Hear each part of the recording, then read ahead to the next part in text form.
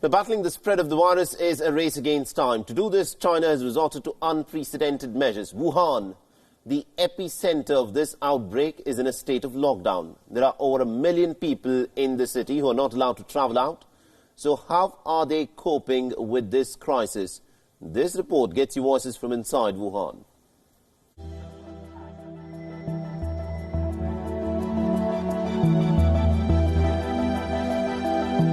From panic to desperation, the mood in Wuhan has shifted.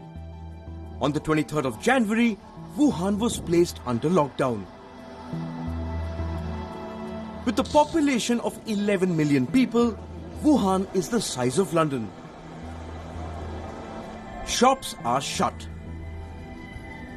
Public transport suspended until further notice. And people have been advised to stay at home. Food supplies are running low. Hospitals simply do not have beds for new cases.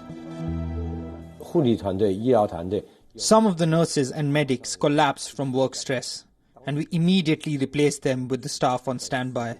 We are at the center of a storm sweeping across the world, so we need to give all we have. Give all we have to protect our city and our Wuhan people.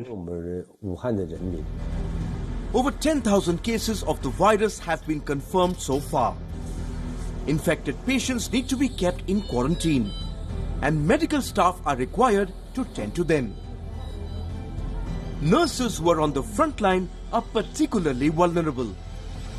2 days before the Chinese Lunar New Year, our hospital was designated to receive feverish patients.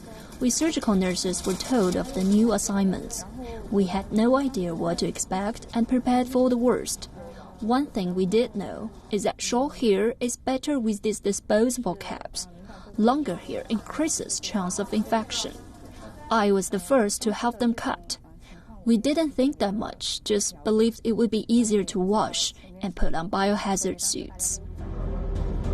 There are many foreign nationals who are trapped in Wuhan. Countries like the United States, United Kingdom, Canada, Japan and New Zealand have announced evacuation plans.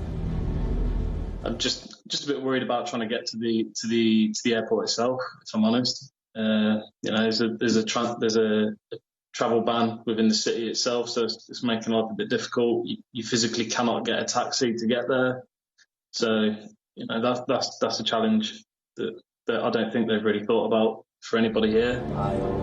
Jared Evans, a professional footballer, was among the first to be taken out by the US. He recounts his tale of horror. It's just like a movie.